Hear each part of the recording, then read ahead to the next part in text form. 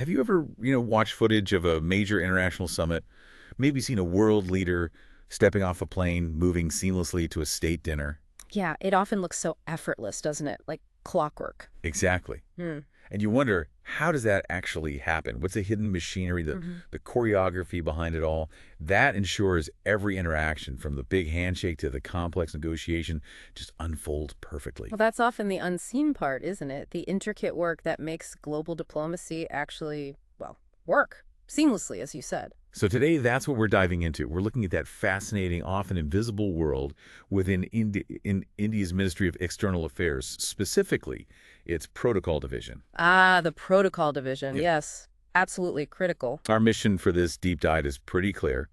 We've got their official report, and we're going to sift through it, pull out the key insights, maybe some surprising facts, and really try to grasp the sheer scale of what they do, especially looking at a year like 2023, which was pretty pivotal. Right, a big year for them. The goal is to give you, our listeners, a kind of shortcut to understanding this complex world of diplomatic logistics and, crucially, why it matters so much on the global stage. It's fascinating when you think about it. So much of what we see as diplomacy, the big agreements, the high stakes, talks, it all fundamentally relies on this incredibly precise, almost invisible machinery operating perfectly behind the scenes. It's more than just handshakes and nice dinners, then. Oh, absolutely. It's far beyond just the signed papers or the speeches. It's about creating the actual environment, the infrastructure, the perfect conditions that allow those critical moments to even happen efficiently, respectfully, and really importantly, without any hitches. Hmm. You can almost argue that without this foundational work, the entire global diplomatic system could, well, effectively grind to a halt. It's that fundamental. That puts it perfectly. It's the silent backbone. Okay, so let's unpack this a bit more. For anyone listening who might not be familiar, what exactly is the protocol division of the MEA? Can you give us that foundational understanding? Sure. So at its core, you can think of the protocol division as the nerve center for India's high-level international engagements. It's like the ultimate orchestrator. Orchestrator. Orchestrator, like that. Yeah.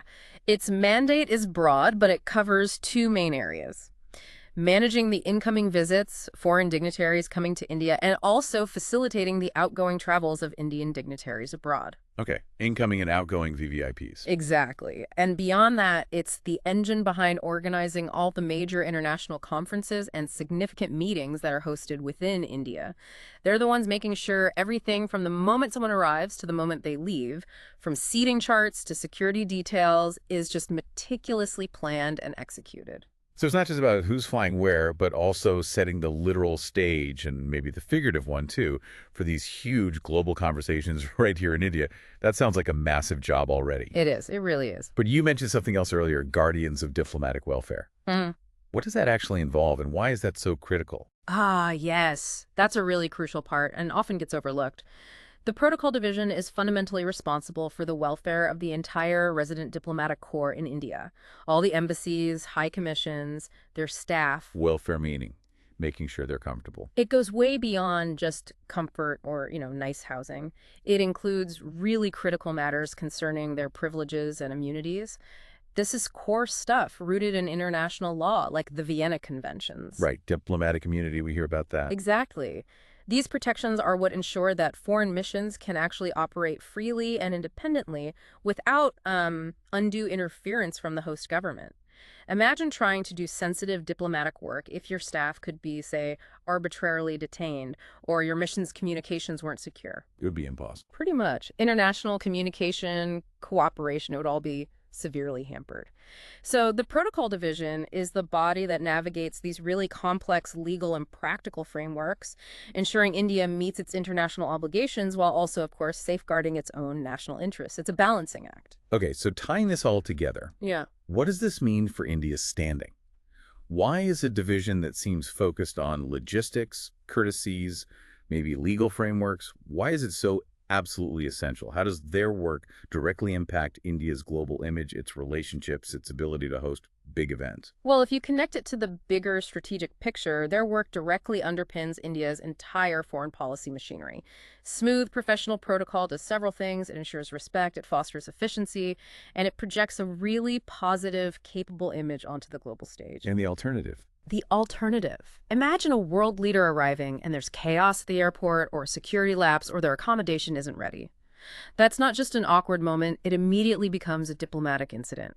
It reflects badly on the host nation, suggests incompetence, maybe even disrespect. Right. It sends a terrible message. Exactly. So the protocol division acts as this vital preventative layer. They ensure every single interaction, from touchdown to takeoff, reinforces trust, professionalism, and India's organizational strength. It speaks volumes about how seriously India takes its international partnerships and its role as a global player. This isn't just about being polite, it's strategic statecraft. It's building the foundations for deeper cooperation. That makes perfect sense. It really is like the intricate clockwork, as you said, keeping the grand diplomatic timepiece ticking accurately. And speaking of grand, 2023. Well, The sources describe it as a diplomatic marathon. It sounds like it was an absolutely colossal year for the protocol division. Let's dive into that extraordinary period. oh, indeed. 2023 was truly unprecedented in scale, largely, of course, because of India's G20 presidency. The successful coordination of the G20 summit itself, September 9th and 10th in New Delhi, was a monumental achievement, probably the most significant in the division's history. The biggest ever hosted by India, the report says. Emphatically, yes. The largest diplomatic event India has ever hosted, and just get this detail. It saw participation from 43 heads of delegation, that means heads of state or heads of government. 43. That's the most ever in G20 history. 43 leaders. Just imagine the logistics of that, the security alone. Exactly. Think about the sheer complexity. Simultaneously managing 43 top leaders, plus their huge accompanying delegations, their movements around the city, the incredibly tight security protocols needed for each one, their diverse cultural needs, dietary requirements. I mean, it was a challenge on a scale no previous G20 host had ever faced. And, well, India pulled it off remarkably successfully. That's staggering. But it wasn't just the summit itself, was it? The report mentions extensive preparatory work leading up to those 2 days. A whole series of meetings across the country. Absolutely. The summit in September was really the culmination of almost a full year of intense activity. India took over the G20 presidency on December 1st, 2022, and the preparatory meetings, the ministerial meetings, the working groups, they weren't just in Delhi. They were deliberately spread across an incredible 60 Indian cities. 60 cities. Wow. Imagine the logistical complexity. I mean, the potential for things to go wrong. Coordinating that geographically dispersed series of high-level meetings. You're talking countless venues, top-tier security in diverse urban and sometimes even rural environments, accommodation, transport, sophisticated communication setups, all coordinated with dozens of different state and local administrations. That sounds like a nightmare to manage. It was certainly a triumph of coordination. It really demonstrated India's capacity to mobilize resources and coordinate across its vast, diverse landscape in a way that hadn't really been tested on this scale before. It's not just coordinating one event, then. It's like orchestrating this incredibly complex symphony across the entire subcontinent with dozens of simultaneous performances. Can you give us some specific examples of those key preparatory meetings where the protocol division's hand was clearly visible? Certainly. They provided that critical, meticulous support for numerous events leading up to the main summit. Each one was a high-stakes diplomatic gathering in its own right. For instance, they coordinated the G20 foreign ministers meeting. That was March 1st and 2nd in New Delhi, bringing together all the top diplomats from the world's biggest economies. A major event in itself. Huge. And then there was the G20 Development Ministers meeting held from June 11th to 13th in Varanasi, again requiring immense planning. These weren't just sideshows, they involved substantive discussions, complex negotiations, and needed the same, if not an even more focused level of meticulous planning and execution as the main summit. Their success really showcased the depth and breadth of engagements under India's G20 umbrella. So, stepping back a bit, what does successfully hosting something of this magnitude, the largest G20 summit, spread across 60 cities?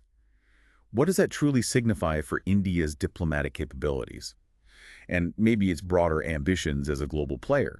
What are the deeper implications here? That's a really important question. I think hosting an event on the scale and doing it successfully, it demonstrates India's immense logistical and diplomatic muscle, not just domestically, but on the world stage. It unequivocally signals a kind of coming of age. A marker in its global journey. Exactly. It shows an ability not just to manage these incredibly complex international gatherings, but also to confidently lead global conversations on critical issues, climate, digital infrastructure development, you name it. And think about the internal coordination required across multiple central ministries, dozens of state governments, numerous security agencies, all pulling together. A massive national effort. A huge collective effort. And that projects an image of a confident, capable, strategically important nation. It tells the world India is ready to shoulder significant international responsibilities and play a much larger, more influential role in shaping global discourse and policy. It was a very tangible display of both soft power and hard organizational capability. Beyond the G20, though, 2023 was packed. The sources outline this constant flurry of other high-level engagements. Can you help us quantify that diplomatic traffic? Because these aren't just numbers on a page, are they? They represent real interactions, real relationship building. Absolutely, not just numbers. Each visit, each meeting represents countless hours of planning, sure, but also substantive bilateral discussions, maybe the signing of MOUs or agreements, potentially breakthroughs in trade, tech sharing, security cooperation. It's the lifeblood of diplomacy. So what did the inbound traffic look like? Well, for inbound VIP traffic to India in 2023, the numbers are quite remarkable. India hosted 9 state visits, that's at the head of government or head of state level. Presidents, prime ministers, royalty. The highest level. The highest level, with full ceremony. Alongside those, there were another 9 official visits, again at the Hawk Coast level. Slightly different protocol maybe, but equally significant. And then add to that a really striking 41 visits at the vice president, deputy prime minister, or foreign minister level. 41 ministerial level visits. That's almost one a week. It's an astonishing volume of high-level engagement coming into the country. It really demonstrates India's increasing pull as a key diplomatic destination, a place leaders and ministers need to come to engage. And what about the other direction? Indian dignitaries traveling abroad. The protocol division manages those complex outbound journeys too, right? Yes, precisely. They're just as crucial for the outbound VIP traffic, making sure India's own leadership can engage effectively on the global stage. Okay. For example, in 2023, they managed the extensive coordination for the Honorable President's visits to 2 countries, Okay. the Vice President's visit to 1 country, and the Prime Minister's visits to 11 countries. 11 countries for the PM. Right. Now, these numbers might seem smaller than the incoming tally, but each outbound journey involves immense detailed coordination. You're dealing with clearances, logistics in host countries, ensuring every single detail of the Indian delegation's travel, their security, accommodation, the meeting schedules. It all has to be flawless. More complex in some ways, managing things remotely. It presents different challenges, definitely. Managing intricate schedules across time zones, ensuring top-tier security protocols are met abroad, addressing specific needs and ceremonial requirements of the host nation.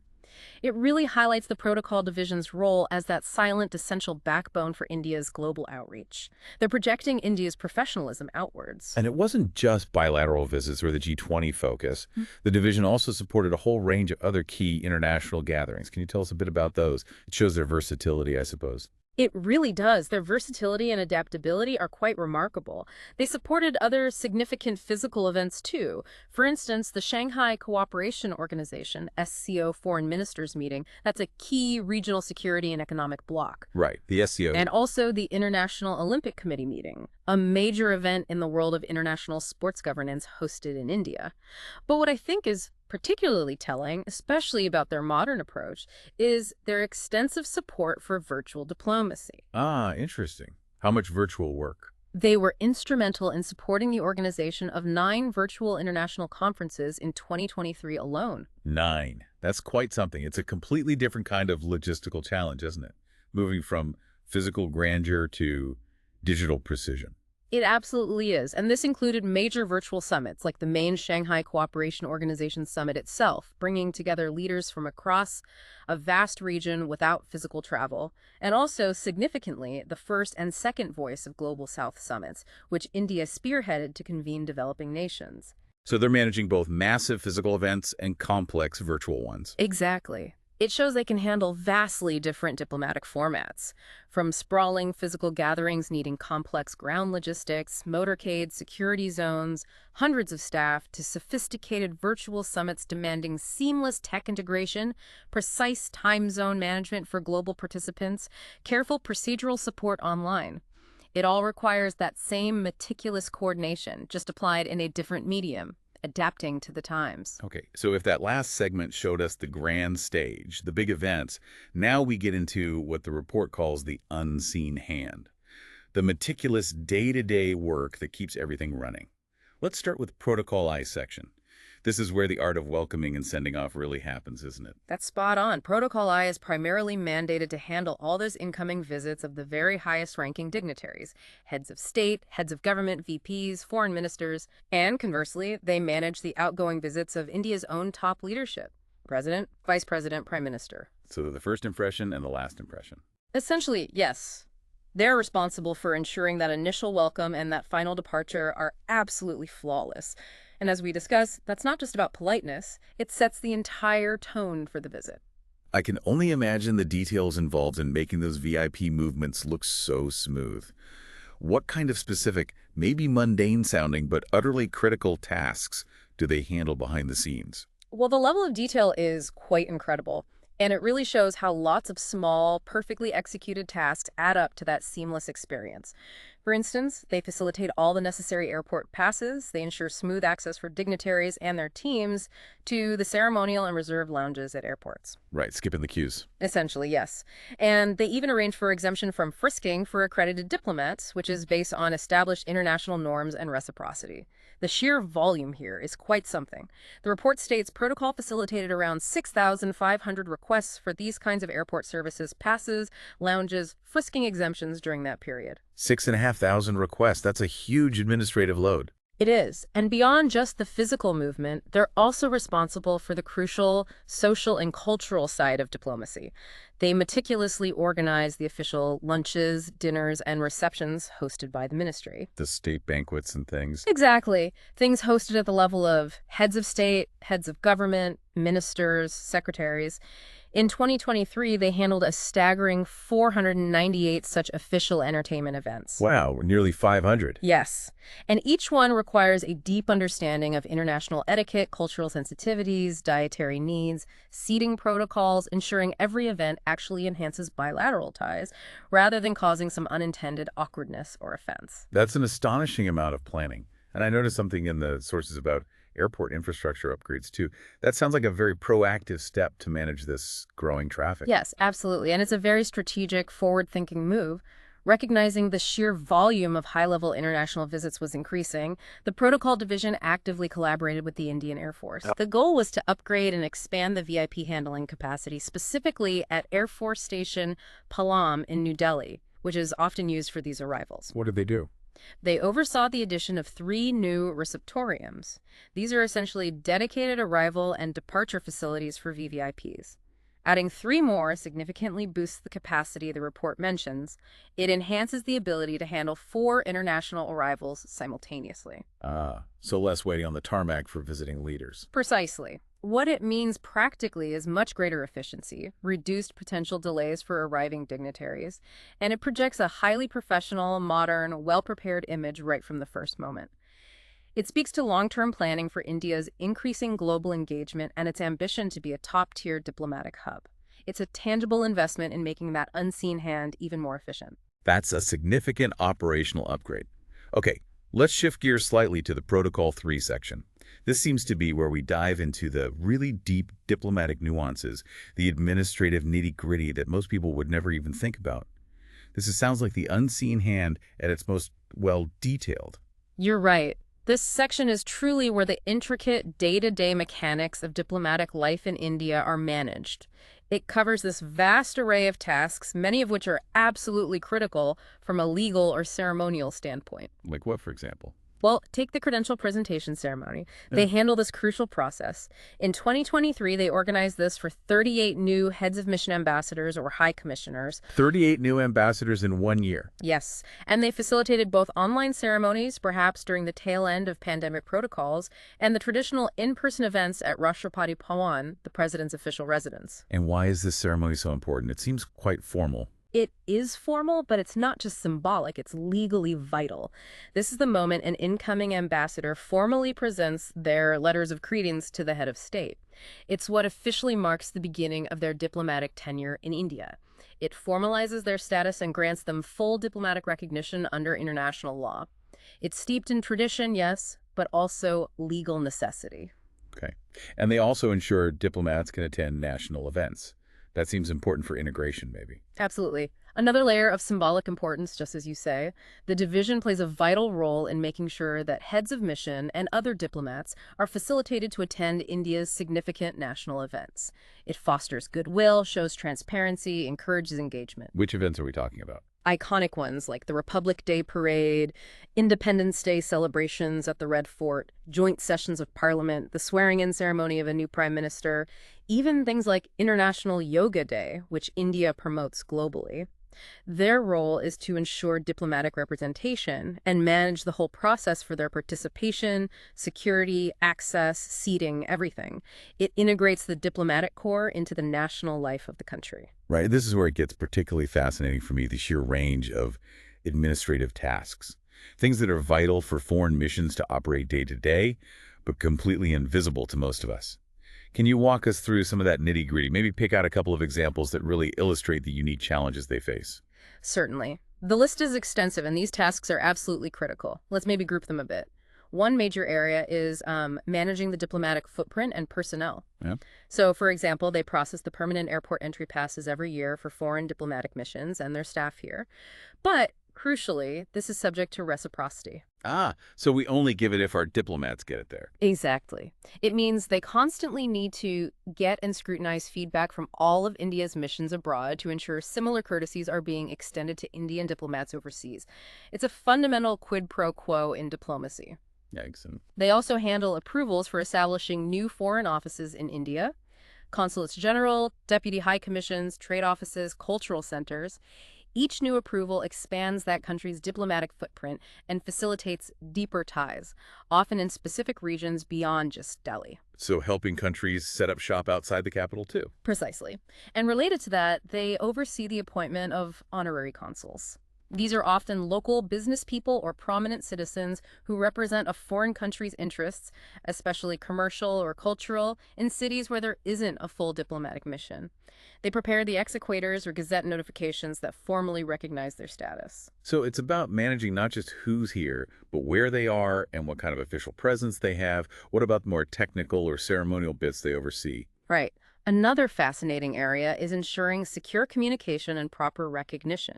For instance, they process approvals for foreign missions to install their own satellite Earth stations on their premises. Satellite dishes. Why is that a big deal? Well, it's crucial for secure, independent, reliable communication back to their home country, often involving sensitive data. So it needs careful liaison with Indian telecom authorities and security agencies. It's not just a simple permit. Okay, I see. Another interesting one. They process approvals when foreign countries want to give awards or honors to Indian officials, making sure the protocol is right, acceptance is appropriate, etc. They also handle the appointment of defense attachés and other military personnel posted to foreign embassies here and approve the creation of new diplomatic or official job posts within those foreign missions. Again, this points to expanding activities, often involving security clearances. And then there are the purely ceremonial things, like National Day receptions. Yes. A third category we could call facilitating ceremonial events and high-level communications.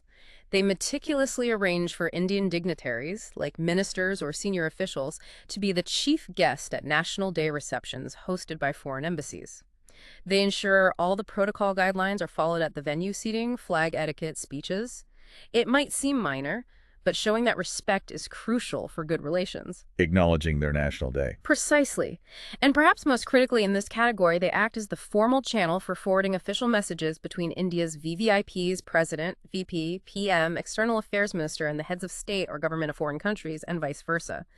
This ensures high-level communication flows securely through the proper, officially recognized channels, not just an email. Okay. And finally, you mentioned one earlier that sounds incredibly tricky, handling court cases involving payment disputes between foreign missions and their local Indian staff. Given diplomatic immunity, how do they even approach that? It sounds like a potential minefield. It is indeed one of the most challenging and sensitive areas. It really highlights the very delicate tightrope the protocol division has to walk. As you said, diplomatic missions and accredited staff generally enjoy immunity from the host country's laws under the Vienna Conventions. So they can't just be sued in an Indian court easily. Generally, no. So when disputes arise, especially over things like salaries, severance pay, or working conditions for locally hired Indian staff, it gets incredibly complex. The Protocol Division steps in as a crucial liaison and essentially a mediator. Why they try to find a solution outside of court. Exactly. They strive for amicable resolutions. Solutions that respect the principles of diplomatic immunity, which India is obligated to uphold, but also address the legitimate rights and grievances of the local staff, who are Indian citizens. It requires very delicate handling, often more persuasion and negotiation than direct legal enforcement. Because forcing the issue legally could cause a diplomatic row. Precisely. Direct legal action against a mission could seriously complicate bilateral relations. So it underscores the division's role in navigating these complex legal, administrative, and ceremonial issues while upholding international norms and seeking fair outcomes. It takes immense patience, discretion, and diplomatic skill. That really hammers home the unseen hand idea, managing these incredibly nuanced, high-stakes situations quietly. And speaking of growth and presence, the sources provide some specific stats on how India's diplomatic network actually expanded in 2023. What did these numbers tell us about India's growing importance? Well, the numbers are quite clear, and they definitely signal India's rapidly growing importance as a diplomatic hub and its increasing engagement globally. For instance, in 2023, 2 new resident foreign missions, full embassies or high commissions, opened in New Delhi, one from Cameroon, one from Moldova. Okay, 2 new embassies. That brought the total number of resident foreign missions in India up to 156. This is a direct, tangible sign that more countries see India's rising influence and decide they need a permanent, full-fledged diplomatic presence right here in the capital. And it wasn't just embassies, right? There was growth in consular posts, too. Yes, exactly. Beyond the main embassies, the network expanded regionally. 2 new consulates general were opened, Spain set one up in Bengaluru, and the Czech Republic opened one in Mumbai. Targeting key commercial hubs. Precisely. These consulates focus on specific regions, facilitating trade, investment, tourism, visa services, and people-to-people links at a more local level. And additionally, there were 6 new honorary consulates established. Where were those? Let's see. Albania in New Delhi, Romania in Kolkata, Djibouti in Mumbai, Hungary in Ahmedabad, Tunisia in Mumbai, and another one for Romania also in Mumbai. So spreading the net even wider with these honorary posts. Right. Honorary consulates are often vital for boosting economic and cultural ties in cities where a full mission isn't justified, using respected local individuals. So this expansion, both consulates general and honorary consulates, reflects growing trade, cultural links, and people-to-people connections with these specific countries and regions. It's a more granular engagement. And then there's the growth in the number of diplomatic posts themselves, not just new missions opening. This must speak to the sheer volume of diplomatic activity happening. Exactly. That's another key indicator.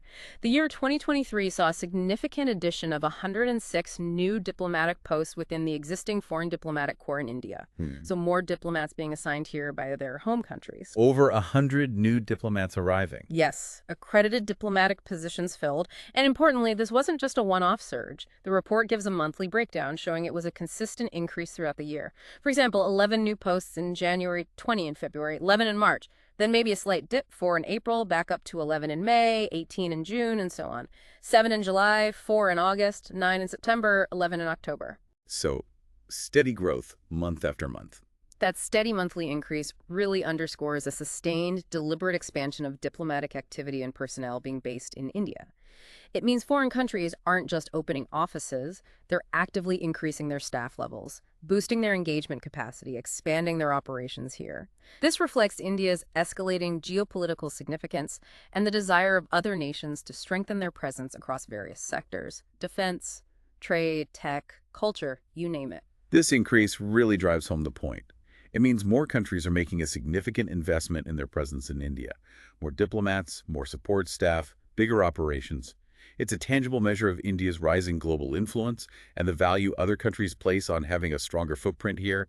It must directly impact how global affairs are discussed and decided in Delhi. Precisely. It signals a strategic choice by these countries to deepen their engagement, maybe for economic opportunities, perhaps political alignment, cultural exchange, security cooperation, or a mix of everything. This growth translates directly into more diplomatic interactions, more potential collaborations, and an even more dynamic and interconnected diplomatic landscape centered in India. It's a clear reflection of India's growing stature as a key global player. Okay, let's turn now to what you might call the bricks and mortar of diplomacy. How does the Protocol Division help build and maintain the actual physical infrastructure needed to house all this diplomatic effort? This falls under the Protocol Housing section, is that right? Yes, that's correct. The protocol housing section plays an absolutely fundamental role. They look after all establishment-related matters for foreign diplomatic missions as well as international organizations based in India.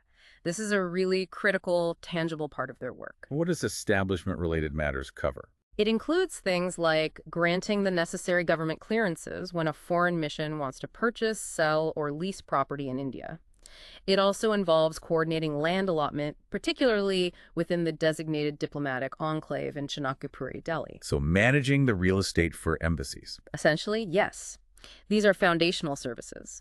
Any mission needs a secure, appropriate physical space to set up and operate effectively. Without the protocol housing section's support and clearances, their basic day-to-day functions would be severely hampered. They couldn't just buy land or rent a building anywhere without government approval. And it sounds like they also act as a crucial go-between with local authorities. I imagine that can get pretty complicated, dealing with various city departments, each with its own rules. That's absolutely right, and it's a constant, demanding task. They serve as that vital link between the foreign missions or international organizations and a whole host of Indian housing departments, municipal bodies, and civic authorities. Like who? Well, think about the maze of agencies just in Delhi. The Land and Development Office, LNDO, the New Delhi Municipal Council, NDMC, the Municipal Corporation of Delhi, MCD, the Delhi Development Authority, DDA, the Delhi Jal Board for Water, the Electricity Board, MTNL for phone lines. Wow, that's a lot of liaison. It is. And crucially, their work isn't just confined to Delhi. They also liaise with various state governments for missions and consular posts located elsewhere in India. This shows the really practical, on-the-ground support they provide, helping missions navigate what can often be complex local regulations, get utilities connected, sort out permits, ensuring their operational continuity. It's a massive coordination effort, really. And they even step in to help resolve disputes related to property. That must be especially tricky when dealing with entities that have diplomatic status. Indeed. They play a significant and often very sensitive role here, too. They mediate in matters of disputes and even court cases that sometimes arise between foreign missions and, say, Indian property owners or service providers. Similar to the staff disputes we discussed. Similar challenges, yes. Again, because of diplomatic status, standard legal processes might not apply directly or can become much more complicated. The protocol housing section's involvement is often about facilitating amicable solutions through diplomatic channels. They try to protect the interests of both sides, the mission and the Indian citizen or company, while crucially maintaining good bilateral relations. The aim is to prevent minor property disputes from escalating into larger, more public diplomatic issues. It requires that delicate balance of legal know-how, negotiation skills, and a deep understanding of international diplomatic norms. And beyond the sort of routine property management, they're also responsible for some really iconic landmarks that are central to India's diplomatic image, aren't they? Yes, absolutely. They are the custodians of some very significant diplomatic assets. The section is directly responsible for the meticulous maintenance and upkeep of the historic Hyderabad House. Hyderabad House. We often see meetings happening there. Exactly. They coordinate its upkeep with the civil, electrical, and horticulture wings of the Central Public Works Department, CPWD. Hyderabad House isn't just any building. It's a premier heritage venue used for high-profile bilateral meetings, banquets, signing ceremonies. It's a symbol of Indian state hospitality. And they manage the services there, too. Yes, the report mentions they also manage the India Tourism Development Corporation's ITDC contract for the actual operations and catering services at Hyderabad House, ensuring world-class standards for visiting dignitaries. Similarly, they handle the contractual obligations for maintaining the VIP receptorium back at Air Force Station Palam, reinforcing its importance for that smooth arrival and departure experience we talked about. These aren't just buildings, they're critical tools in India's diplomatic toolkit. And looking ahead, the sources mentioned something really interesting. The second diplomatic enclave project in Dwarka. This sounds like a major development, signaling a long-term vision for diplomacy in India. It is indeed. A very significant forward-looking development. Apparently, there was a long-standing legal case holding it up. But with that resolved in 2023, the Protocol Housing section has resumed active coordination with various stakeholders on this project. A whole new diplomatic area. Essentially, yes. A second major hub for embassies and international organizations in Dwarka, which is in southwest Delhi. This is a monumental undertaking. The implications are profound. What does it signal, do you think? It clearly reflects long-term strategic planning. It anticipates the continued growth in the number of foreign missions and international bodies wanting a presence in India as its global influence expands. It ensures that India will have the capacity, adequate, modern, secure facilities to comfortably accommodate this growing diplomatic importance well into the future. It really shows a vision for India's continued rise as a pivotal global diplomatic hub. It's a tangible investment in the future infrastructure of India's international relations. So as we start to wrap up this deep dive, it's just abundantly clear, isn't it? The Ministry of External Affairs Protocol Division truly is that unseen hand, guiding India's international relations from the absolute grandest stages down to the most minute, unseen details. Absolutely. I mean, from meticulously managing the largest G20 summit in history, remember, 43 heads of delegations, 60 cities, an unparalleled logistical and security feat for India, right down to ensuring a new ambassador presents their credentials seamlessly, or even quietly helping resolve a sensitive property dispute involving a foreign mission. Their work is immense, and so much of it operates completely away from the public eye. They keep the complex machinery turning. It's so easy to just focus on the headlines, isn't it? The big announcements, the agreements signed, the photos of leaders shaking hands. But this deep dive really underscores that efficient protocol isn't just, formalities or polite manners or bureaucratic box ticking. No, not at all. It's fundamentally about building the foundations for relationships. It's about projecting a strong, capable, professional national image. And it's about ensuring the smooth, respectful, and ultimately productive conduct of diplomacy in what is an incredibly complex and interconnected world.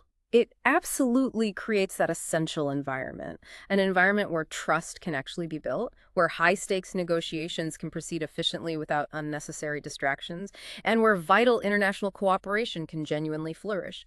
Without this meticulous professional framework, this unseen hand you keep mentioning, the very fabric of global engagement, with all its inherent complexities and sensitivities, would undoubtedly start to unravel. It's really a testament to the dedication and precision of hundreds, maybe thousands of individuals working behind the scenes. So the next time you hear about a state visit coming up, or maybe an international conference happening in India, or even if you just see a car with diplomatic plates drive past, maybe take a moment. Consider the intricate, meticulous dance that's happening completely behind the scenes. Think about the countless hours of planning, the incredible precision required, the sheer dedication of the people working within the protocol division. It puts it in a different perspective. It does. And it makes you wonder, doesn't it?